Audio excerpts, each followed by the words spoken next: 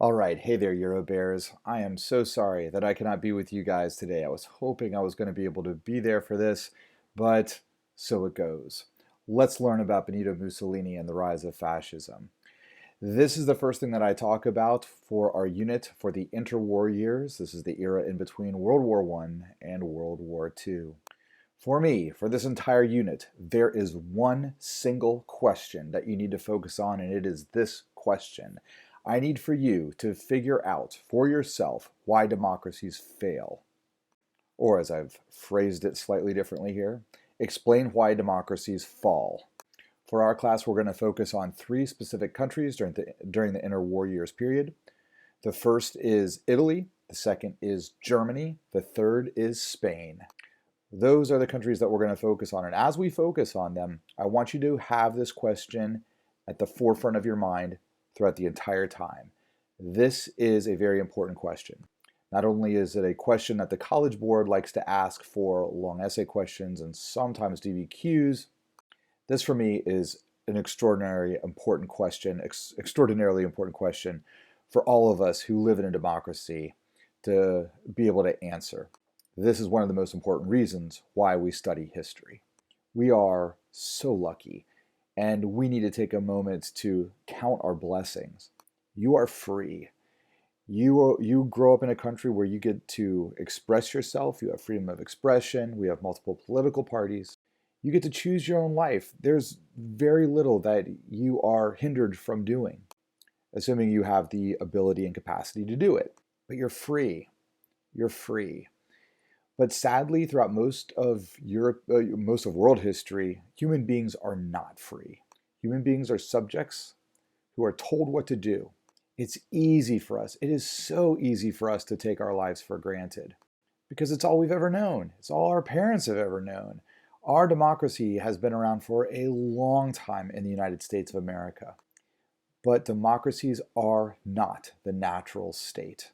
After a major cataclysm that happens in history, like, say, the fall of the Roman Empire, it's not democracies that spring up. It's always monarchies. It's always kings with an aristocratic class and the masses who are subjected peasants who have to work for the aristocratic class. Democracies are fragile. They fall. And that's the big lesson of the interwar years. They fall fast. I mean, really in a span of a couple of years. And it's amazing. These people who are totally free over a course of literally just 2 or 3 years, what would have seemed impossible the 2 to 3 years before is now commonplace. It's scary, guys. It's very scary. And maybe it's just because I'm a little bit older than you, and I feel like I have a keen sensitivity to the preciousness of life and really the preciousness of democracy. I really want you to think about this question as we talk about first Italy, then Germany, and then third Spain. All right, so without further ado, let's get going. We're going to talk today about the rise of Benito Mussolini and Italian fascism. Benito Mussolini, we'll talk a little bit about his background here later on. Italian fascism. Fascism is a new form of government that first developed in Italy by Benito Mussolini. So we'll come back to Benito Mussolini and how he creates fascism. Let's put him in a historical context. In the early 20th century, there was an artistic and social movement that came out of Italy called Futurism. All right, Italy. So home of the Renaissance, now home to another artistic movement of the early 20th century. This is very different than anything that ever came out of the Renaissance for sure. Futurism wasn't just a sort of futuristic art movement like you see in this particular image here, which is actually supposed to be an image of a speeding automobile, if you can make out a speeding automobile in this image. But Futurism, more than just an art movement, was also a social movement. It was a strange, bizarre social movement that imagined the future fusion of man and machine.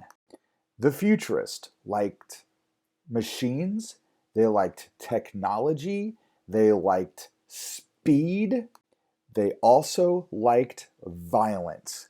They looked upon democracy and sort of genuine human kindness as a thing of the 19th century and a thing of the past. The futurists were, I think, all men who really celebrated fast cars, airplanes, speed, violence, and some abstract idea of a future human that had fused with a machine. There was a manifesto of futurism that was written in the year 1912. We see it here, or we see at least two of the founding principles of futurism, two that I think are meaningful for us. We see the ninth principle of the Manifesto of Futurism as saying, "We intend to glorify war, the only hygiene of the world, militarism, patriotism, the destructive gesture of anarchists, beautiful ideas worth dying for, and the contempt for woman." Number 10, we intend to destroy museums, libraries, academics of every sort, and to fight against moralism, feminism, and every utilitarian opportunistic cowardice. What we see here in this art and social movement developing out of Italy in the early 20th century are essentially the roots of fascism, a political philosophy we'll come to learn about a little bit more later. Italy, after World War I, felt humiliated. Not only did the Italians, like the Germans, suffer a severe economic crisis immediately following the war, but they also felt that the three other Allied representatives at the Paris Peace Conference in 1919 really just disrespected the Italians. So as you look at this particular image right here to the right, the man who is typing on an early 20th century typewriter, that is Vittorio Orlando, the representative for Italy at the Paris Peace Conference. One of the things that he thought Italy should have acquired, because they fought on the side of the Allies from 1915 to 1918, was what we call the Dalmatian coast. I have circled for you the Dalmatian coast there on the left side of the screen. As you see, it is the part of Croatia today that borders the Adriatic Sea. And if you look up there at the top of the Adriatic Sea, you see the city of Venice. We've talked about Venice for quite some time, going all the way back to the Renaissance. And if you remember, this area that I've circled here in red was once part of the Republic of Venice. Hopefully you remember this. I tried to draw this to your attention when we were talking about the Renaissance, and we looked at the map of the Republic of Venice. It really stretched down the Adriatic coast there, so that even still today, there's quite a few people who live in that area of Croatia who speak Italian and are Catholic. So there's a lot of Italian heritage there. And Vittorio Orlando felt that the Italians deserved this. But no, this area actually became part of Yugoslavia with the creation of that country after World War I. Okay, so what? So one of the important elements here, as we talk about the rise of fascism in Italy in the early 1920s, is the fact that the Italians felt humiliated. There was a sense of international disrespect. They fought hard in this war, and they didn't really get much out of it, and they were suffering an economic crisis at home. This is probably an important element in the founding of fascism. Benito Mussolini is the father of Italian fascism. Fascism, we could say probably quite simply, was his idea. So who was Benito Mussolini? Interestingly, his parents were school teachers and socialists. But Benito Mussolini wasn't much of a good student himself. In fact, from a very young age, he was a bully, and a rather violent bully. He was thrown out of school once for stabbing a fellow student, and he also was expelled for a period of time because he picked up a jar of ink and threw it at his teacher. Both of these are very inappropriate behaviors, Eurobear, so neither stab your student or throw ink at your teacher. Benito Mussolini was, and a lot of historians and biographers look at this as sort of a quality of Benito Mussolini that just from a very young age, he was a thug, he was a bully, he was a tough guy. And of course, there's a strong element of this in fascism. But Benito Mussolini wasn't just a thug. He actually was quite gifted in one particular way. He was a fantastic writer. As a young man, he joined the staff of Avanti. Avanti, which means to advance, was a socialist newspaper in Italy. His writing, which was rather bombastic, was also very popular. A lot of people enjoyed reading Mussolini's words.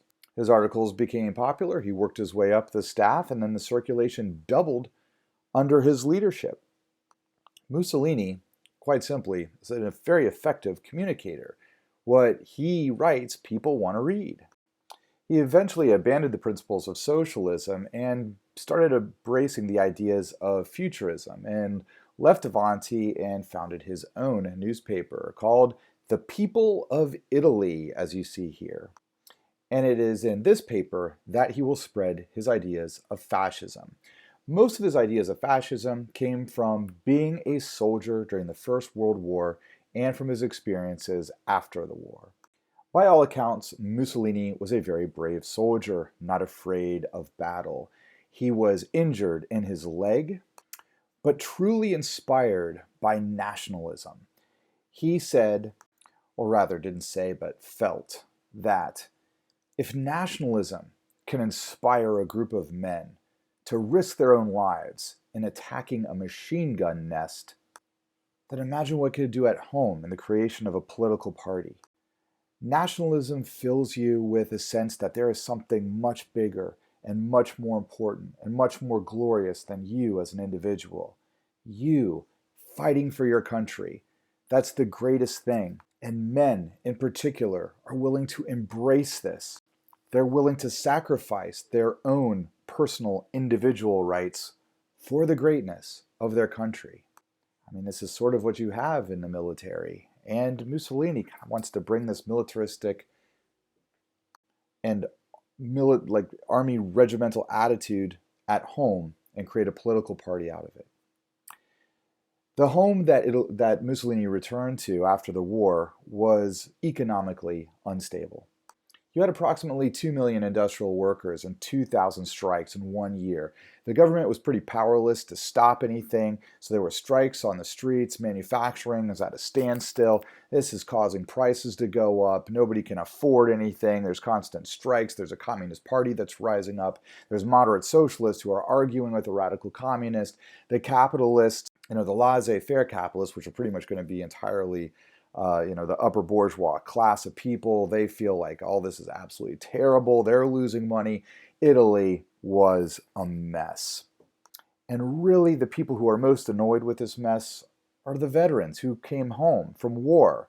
Is this what we fought for? They most likely thought. And this is where Mussolini begins. Take a look at this image right here with Mussolini standing at the dead center of it. These are veteran soldiers of the First World War. Many of them are wearing their medals, and many of them have a lot of medals. These are very brave and experienced combat veterans, and they're disgusted by what they see. All this striking, all this socialism, all this communism. No sense of Italian pride, no sense of Italian greatness. And these particular individuals are going to take it upon themselves to clean Italy up, to make it run again, to make it a place that's beautiful, to make it a place where you're proud to live. So here's what they do. They turn into a paramilitary group. They call themselves the Black Shirts, hence the black military uniforms that they're wearing. And they do look like soldiers. They are veterans. And here's what they do. First off, they attack socialists. They broke into the newspaper of the Avanti newspaper. They broke into the offices of Avanti. They killed 4 of the socialist writers who work there, wreck the place, and then brag about it afterwards. They offer their services to the industrialist, to the factory owners, and the owners of other large corporations. If there are socialists who are planning a strike so that men don't go to work, let us know who they are. We'll take care of them. This is what the Black Shirts do. So they find the socialist leaders, they find the striking, or the leaders of unions who are organizing strikes, and the Black Shirts will go, either beat them up, and in some cases kill them. And they have no problem killing them. So what's this do? Well, it's actually very effective. The socialist movement is all but crushed in Italy, or at least the strikes are crushed in Italy. And people are going to work, and manufacturing continues, And things are working out just fine. For the industrialist anyway, because men are working. Production's back in action. So with production back in action, things are being produced, things are being sold, economy starts to rebound a little bit. Without people going on strikes in the streets, there is a better social atmosphere. And so people look upon this group, the black shirts that Mussolini has created. Now these guys are thugs. These guys are murderers. This is a paramilitary group. This is an active gang that beats people up and kills people. And is that what they see? No, it is not. No, it is not. They see a group that's actually not a group of outlaws, but rather a group that's restoring law and order. They're cleaning Italy up. And this is the roots of fascism. Let's look at it in this particular way. Some people call fascism the third way, because after World War I, there seemed to be kind of a pull between two different forms of government and in their respective economic systems. And they both had their good qualities and they both had their bad qualities. Now, capitalism, let's start with capitalism. Capitalism's great because it helps develop a country into an economic power. But the bad part of capitalism is you create a bourgeois class and a proletariat class, and then you have social unrest. Socialism, on the other hand, which, according to socialists, evolves out of capitalism, is good because it eliminates that social conflict that's occurring between the bourgeois and the proletariat. You tax the rich, you provide greater goods and services to everybody else from that taxation. So hey, that's good, but at the same time, it also stifles economic development as a whole. Now, in terms of just simple all-out manufacturing, it's harder to manufacture things when, people are going on strike or otherwise protesting for better wages, better working conditions, etc. So Italy, like several countries in the interwar years period, was kind of caught in between these two ways. So here, this should help explain the rise of fascism. Fascism wants to take essentially what's good between capitalism and socialism and fuse it into a new type of economic and political system. And this is fascism. So one way to understand fascism is it's considered a third way. It's neither socialism or capitalism. Also know the etymology of the word fascism. Fascism as a word comes from the word fascis, and fascis was a symbol during the time of the Roman Empire. I have an image of it here to the right. It's an axe, right? So you see an axe. The axe is symbolic of, power and might, but it's also wrapped, the axe head is wrapped up in a bundle of sticks. And the symbolism of the bundle of sticks is this. One stick, like a twig, is really easy to snap over your thigh. You just take it, break it. But you take all those sticks and you put them together and you bundle them together. That thing you cannot break.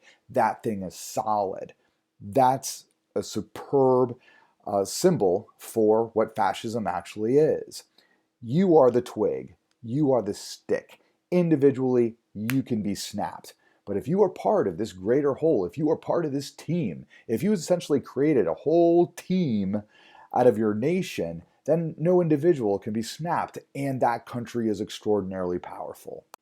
So that's, where the term fascism comes from. Fascism is a hard term to define precisely. However, there are some very clear elements of fascism. The first is, and here's this word I love to use, jingoism. Jingoism, which is actually a British word, essentially is extreme nationalism. My country, right or wrong. I will always fight for my country. My country's the best. Jingoism. And then there's pride and heritage. So your own country's, history, essentially. And so for the Italians, they're going to look back to the Roman Empire. The empire under Julius Caesar, Caesar Augustus, etc. The empire that ruled Europe, the empire that had gladiatorial contests, that Roman Empire. The other aspect of fascism is you're going to have a single-party government. Fascists usually find democracies quite annoying.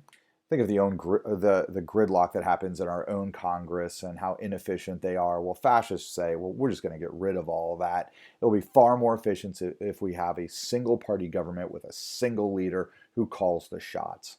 That is an efficient government. All right. The other thing that they believe in is violent repression of opposition. Fascists celebrate violence. They get excited by killing their enemy, be it an enemy from within, like a communist, or an enemy from without, like a country that they're fighting or a country they're trying to take over. And this goes nicely into military might. Fascists take a great deal of pride in their militarism and their own country's military prowess. So hopefully looking at this, if you take a moment and you go back to the original principles of Futurism, you're going to see a lot of similarities here. All right.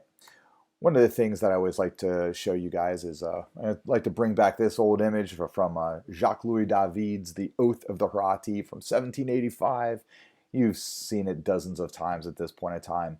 But what we see here is are the Roman soldiers. And remember, these guys are getting ready to go fight for a republic, but they're swearing an oath to their dad, and we look at how they've positioned their arms. This is the Roman salute. Mussolini brings back the Roman salute. Of course, now as we look at this Roman salute, we really think of Hitler and the Nazis because, of course, Hitler steals this gesture from Mussolini as he steals a lot of Mussolini's ideas too. All right. Fascism grew in popularity. The black shirts, which started off a small group of war veterans from the First World War, grew and grew and grew. How did they grow? Well, first of all, they've got a newspaper, and what they're doing is broadcast out through this newspaper. And there was something very attractive about it to a lot of young men. It gave them a sense of purpose. I get to wear a uniform. I get to be tough. I get to beat up communists and socialists, maybe even kill some of them. This is exciting. And I am turning Italy from a humiliated country, as Mussolini would sometimes say, a country that everybody thinks is filled with mandolin players and spaghetti eaters.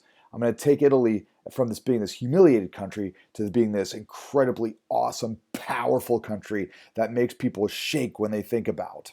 And I am helping turn Italy into this as an individual. So there's something very exciting about this. So let's take a moment and look at some of the reasons why fascism was popular. This is a fairly informal list that I made just while I was thinking about fascism and how it was growing at the time. So there might be a lot more than this, but these are some of the big ideas that I always think about when I think about how fascism became popular in Italy in the early 1920s. First of all, there's a very clear message and a clear enemy: communists. Communists are the enemy. And the successful communist revolution in Russia, turning Russia into the USSR, communist revolutions developing in Germany, who had also been humiliated and also was suffering from an economic depression. There was a rise of communism there. Communism, it was really seen as maybe possibly being the way of the future. And there was a lot of excitement around this. And so Mussolini identifies a clear enemy, the communists, and then gives them names. These are the red rats. This is the red wave from the east. And so the communists, there's a clear enemy, and we are justified in going and finding the enemy, beating them up and killing them. And we're doing this because these people are traitors to our country. So, a clear enemy. The next thing, people are proud of their countries. And you can build upon that. And you can embrace it. And people tend to enjoy embracing their national pride. And so these Italians were told, don't forget who you are. You're Romans. The Rome of Julius Caesar, the Rome of Caesar Augustus. We can bring that back. We can create a new Roman Empire. And Mussolini, in fact, did draw up plans and tried to implement them to create an empire where Italy ruled all the land, all the coast of the Mediterranean Sea. He wanted to call the Mediterranean Sea our sea. And there's this excitement and pride in this for a lot of Romans. Like, yeah, we were the Roman Empire way back in ancient times, 2,000 years ago. And maybe we can bring it back. Maybe we can bring it back. And maybe we can be a part of this at this new moment in history. All right. Just take a moment here to understand fascism. I think when a lot of people think about fascism, they think about something very, very conservative, very, very old fashioned, very, very racist and patriotic. And, um, and that's not how the fascists saw themselves. They really saw themselves as very forward looking, that we are going to create a very new type of society. They did not think of themselves as conservative. I don't know if they'd ever call themselves liberal. That term is loaded with, concepts of socialism. But they did think that they were, I don't know, let's say forward looking and creating a completely new type of society. Let's call them futuristic. That word seems to work. All right, and the other reason why fascism is popular, they've got this support from industrialists. So, I mean, that's really how they started making their money, is these rich guys with factories, these rich guys who are captains of industries in mostly northern Italy. They said, we could use some fascists here, some black shirts, and they could beat up the socialists that are trying to organize unions and encourage our men to go on strike for better pay and better working conditions. Have the black shirts come in here, kill a few of them, and we're back up and running. So the black shirts didn't do this for free. The black shirts got paid. They got paid a lot by these industrialists, by these captains of industries. And it was sort of like, hey, thanks, veterans. You saved my business. We're making money now. I can pay my investors back.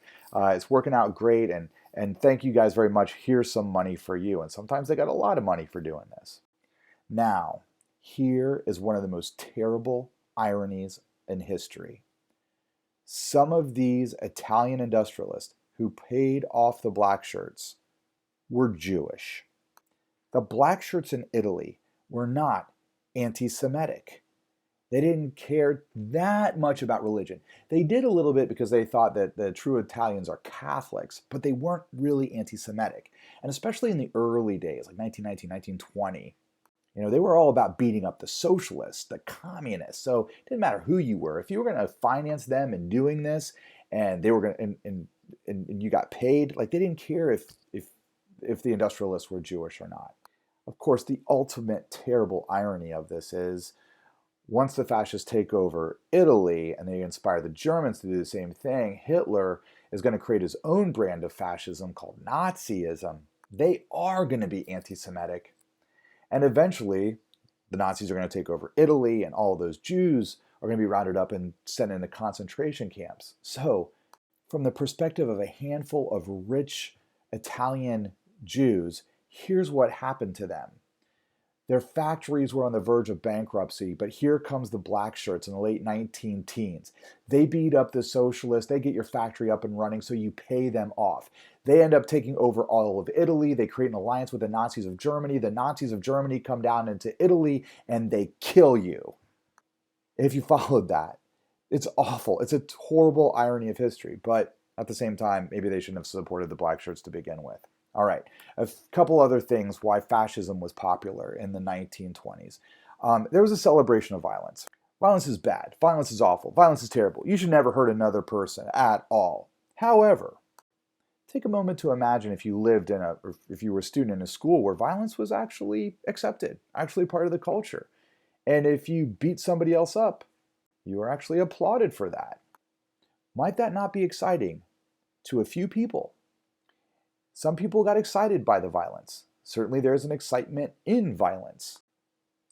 And with the black shirts, you had an organization that ended up becoming a respectable organization, which is actually number 5 there beneath it. They become a respectable organization. And even some old ladies would applaud the black shirts. Oh, thank you very much, getting rid of those bad communists. And so you were a respected community member among some people, and you got that way by beating up and sometimes killing socialists and communists. There was something exciting about that for a lot of young men. Okay, the last thing I have for the popularity of fascism, and I find this absolutely fascinating. This was a paramilitary group They were a gang. They literally went around beating people up and killing them. Yet they had great PR. Their image was, we are providing law and order. We are restoring the true Italy, where people get up in the morning and they go to work and they work hard and they come home, never mind the working conditions, never mind the pay. They just do their job. They're good, hard-working Italians and they care about Italy. And that's why we kill socialists. That's why we kill communists. There's something hypnotic about this idea. There's something very hypnotic about this idea. Having a group of gangsters who are very well dressed in their army uniforms, they're showing off their Italian pride, and they're killing the enemies from within, and they get away with it. Nobody goes after them. Where are the police in this juncture? Well, the police are fully supportive of them. Sometimes the police are actually complimenting them. Thank you. You are turning Italy into a country that's respectable. Thank you, black shirts. You're doing what we wish we could do, but we can't. All right. By the time we get to 1922, there are 30,000 black shirts in Italy. And Mussolini makes his bid. In the previous year, Mussolini had turned fascism from just being a movement of the black shirts into an official political party. And a handful of black shirt fascists were elected into the Italian parliament. They became deputies in the Italian parliament. The Italians use the same word as the French for the representatives, the deputies. So you had a handful of fascist deputies in the beginning of 1922 who were in the Italian parliament, but not a lot. Mussolini decides to gamble everything. Let's take over the government. He gives this movement a name right out of ancient Roman history. Julius Caesar marched on Rome in 49 BC and took over the government. He said the government, the Roman Senate, was inefficient. He thought they were corrupt, and of course they were corrupt, and it was inefficient. And so he was going to take over, and he was not going to restore a republic, but rather become an emperor, which is why Caesar today is synonymous with the word emperor. So Mussolini essentially is going to do the exact same thing. 30,000 black shirts from around Italy marched to Rome in October of 1922. Mussolini tells Victor Emmanuel III that they are coming and that he expects for Victor Emmanuel III, the King of Italy, to make him, Mussolini, the Prime Minister. If Victor Emmanuel III, and let me put Victor Emmanuel III up here. There he is, Victor Emmanuel III. If Victor Emmanuel III does not comply, then the 30,000 black shirts will take over the Italian government. They will seize his palace. They will seize all the offices of government, and they will simply take over. So hand it over, Victor Emmanuel III. As the black shirts marched through Rome, they took over the train stations. They took over the government offices, like the post offices. They are headed to take over the government. What a bold move. Can you imagine a paramilitary group marching to Washington, D.C., demanding that Congress and the president just step aside, that they either make this group a major part of the government in some way, shape, or form, or they're going to take over the government? Can you imagine what the response would be? The March on Rome lasted 2 days. And Victor Emmanuel III has to make a decision. First of all, you have 30,000 fascists marching into Rome. Victor Emmanuel III had under his control approximately 1 million soldiers and policemen who could essentially stop the 30,000 fascists. But put yourself in the shoes of Victor Emmanuel III. What are you going to do? I mean, if you get the military to come into Rome to stop the fascists from marching in Rome, you're going to start a civil war because people are going to rise up. Some people are going to support the fascists. Some people are going to support the anti-fascists. You're going to have this civil war. Do you want a civil war? Are you willing to be the king of Italy that initiates a civil war, especially given the popularity of this black shirt group? And then also Victor Emmanuel III was himself annoyed with socialists. He himself was also afraid of a communist takeover. He doesn't want that either. But he looks at Mussolini and he sees a thug. But he thinks to himself, okay, maybe I can work with this Mussolini guy. After all, he's promising to make the trains run on time. He's promising Italy is going to uh, rise up and be a powerful country once again, that we're going to have an empire once again. He seems to be doing a good thing for the economy. So maybe I can make a deal with the devil. Maybe I can work with this guy, which is exactly what he does. Here are the black shirts marching through Rome. And notice they look like an army. And they are very well organized. They are very impressive. Sort of make you want to stand up and salute them as they're marching through downtown Rome. Benito Mussolini is appointed the Prime Minister of Italy by King Victor Emmanuel III. 2 years later, there are general elections for the Italian Parliament. Black shirts went all over Italy. They lined up outside of polling stations. And what they did at this point in time is pretty interesting. People would walk in to vote. Whoever was the first person to vote and walk out, the fascists grabbed that person. Didn't matter who they were or how they voted. Started beating them up with clubs and saying, that's what happens when you don't vote for the fascist. That's what happens when you don't vote for the fascist. This spectacle is seen at every polling station throughout Italy, and it scares everybody, obviously, who's going in to vote. Now, the sad thing is, these people actually may have voted for the fascist, but the fascists don't care. It's all about violence. Make a show of them, beat them up, make an example. And sure enough, the example works. On April 6, 1924, the fascists take over 65% of the seats of the Italian parliament in Rome. This man said that the election should be nullified. For me, this is the one brave individual in this whole story. His name, if I can say his name correctly here, because I don't speak Italian, Giacomo Matteotti. Giacomo Matteotti. Giacomo Matteotti was a member of the Italian parliament. He was also a socialist. He said that the elections should be nullified and that there should be a re-election with enhanced security so that the people could vote and not be intimidated. Giacomo knew exactly what he was doing. Giacomo Matteotti knew exactly what he was doing. Mussolini kills socialists. He has always killed socialists. He has no problem killing socialists. This is a very, very brave man who stood up and said, these elections don't count. We need to redo the elections. The fascists are bullies. No surprise, he disappeared. He was hustled into the back of a car, stabbed multiple times. They found his body 2 months later in rural Italy in a ditch. Now, when this happened, interestingly, a lot of black shirts actually started abandoning the fascist party. For them, a lot of these black shirts, it was too much. That the violence needed to stop. They had already taken over the government, like this is enough. And they weren't going to be a party of assassination. So if you're Benito Mussolini, how do you respond to this?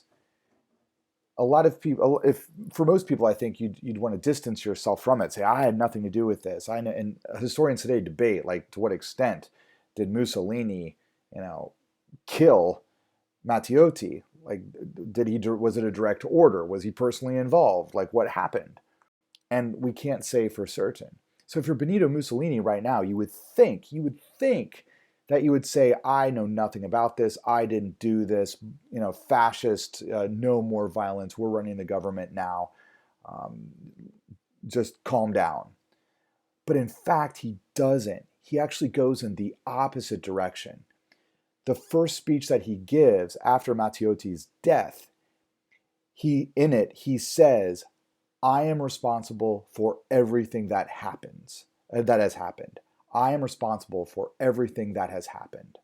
Now, he says that in that vague way. He doesn't say, I personally did it or I personally ordered it. He just says, I am responsible for everything that has happened.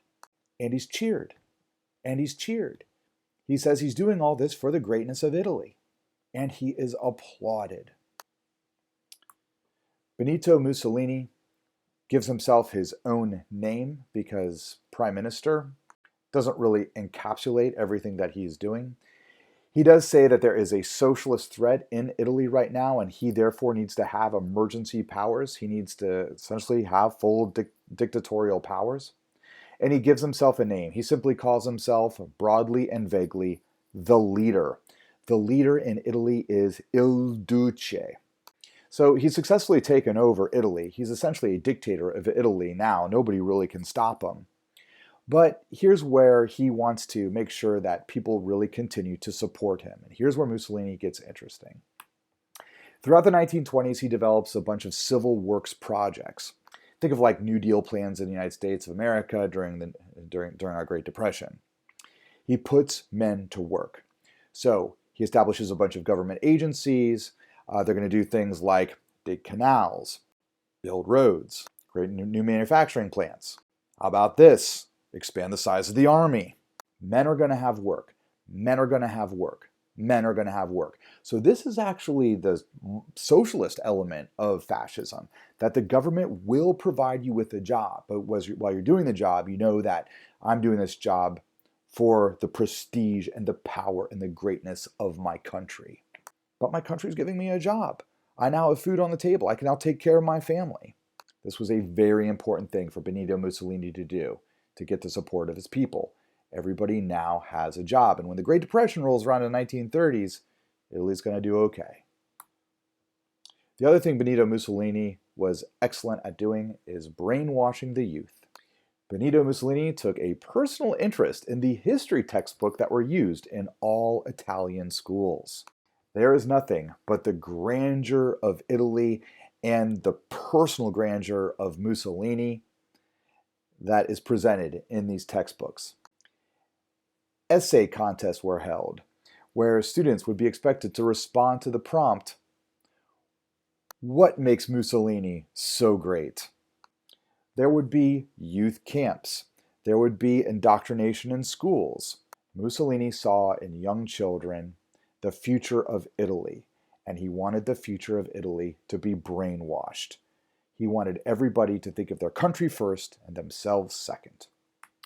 The other thing that he does in the late 1920s is he establishes the country of the Vatican. So he carves out the region in downtown Rome that belongs to the Catholic Church, and he grants it to be their own country. So what a nice thing. The Pope's going to like Mussolini. Hey, thanks for the country, Mussolini. Vatican is the smallest country in the world. It is smaller than Upper Arlington. The other thing Mussolini does is mass propaganda. No surprise here. How about this big billboard? This big billboard that says Mussolini is always right. But probably the most interesting thing that Mussolini does is he develops a cult of personality around himself. Mussolini does increasingly eccentric and bizarre things. He usually does these things while he's addressing a large crowd. He loves rallies. He loves rallies. He knows how to work a crowd better than any rock star today. And he finds that acting in increasingly bizarre and eccentric ways actually riles the crowd up. So you would think dressing up like an opera singer would be the dumbest thing any politician would do, or a dictator even. That people are going to laugh at you, but they don't. They loved it. Very frequently, he would shout, he would jut out his chin, he'd pound on his chest as he's talking about Italy's greatness. So at this point in time, it's best not to listen to me. It's best to actually just watch this. So let's watch Benito Mussolini work in a crowd a little bit here.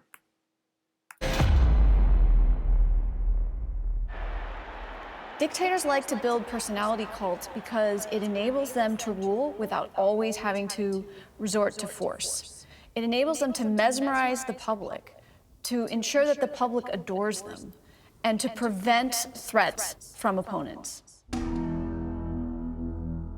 Mussolini styles himself not merely as a man of the people, but as the one and only leader of the nation. Era dipinto eroe in tutti I campi, lavoratore, giocatore, pilota, era tutto così grande.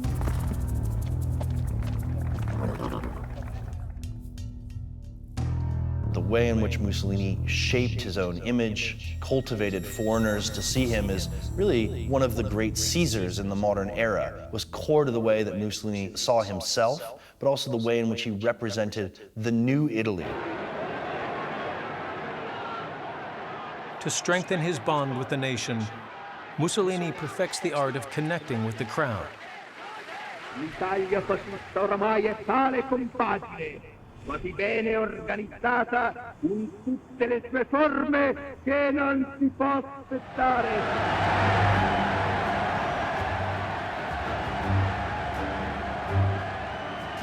Mussolini could be a very powerful speaker, bombastic, chest stuck out, shouting to crowds, but this idea of speaking to thousands upon thousands of people at these oceanic assemblies, that was something that Mussolini had perfected.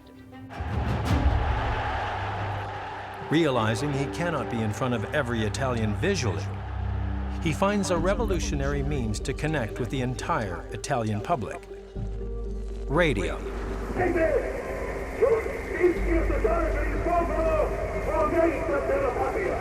So under Mussolini, the radio became one of the primary sources of propaganda. And so people would gather together to listen to the Duce. Listening to the radio together becomes a kind of cohesive moment of social interaction, just like going to the movies. So what I find personally interesting is that the more kind of crazy, eccentric, and cartoon-like Mussolini became, actually more the people really responded positively to that, and they're taken in by the cult of personality of Benito Mussolini. Now, Mussolini has become a dictator by the year 1924 in Italy. Germany is going to be next. Mussolini is first, Adolf Hitler is second, and please understand that a lot of what Mussolini does is outright stolen by Hitler, and we'll learn more about the rise of Hitler next week. But let's look at one thing that makes Mussolini and Adolf Hitler very, very, very different. Mussolini's attitude towards race is this, and here is my one quote from Mussolini. He says, "Race, it is not a feeling, not a reality. 95% at least, is a feeling." I'm sorry, let me say that properly. Let me say that again, because I butchered the first part of it. All right, race, it is a feeling, not a reality. 95% at least is a feeling. Nothing will ever make me believe that biologically pure races can be shown to exist today. National pride has no need of the delirium of race. Okay, this is what is going to differentiate fascism from Nazism. Adolf Hitler is going to take a lot of Benito Mussolini's characteristics, a lot of the same moves of power that Mussolini makes to make himself dictator, Adolf Hitler will make. But when Adolf Hitler creates his brand of fascism, he infuses into it this concept of the Aryan German, of the pure German, and that Germany doesn't need to get rid of just communist and socialist, but they also need to purge their country of Jews.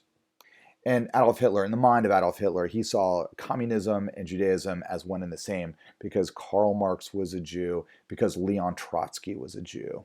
All right, guys, so that's it. This is, hopefully you've started to think about like what happened there in Italy. Why did its democracy fall? What were some of the elements that made it fall?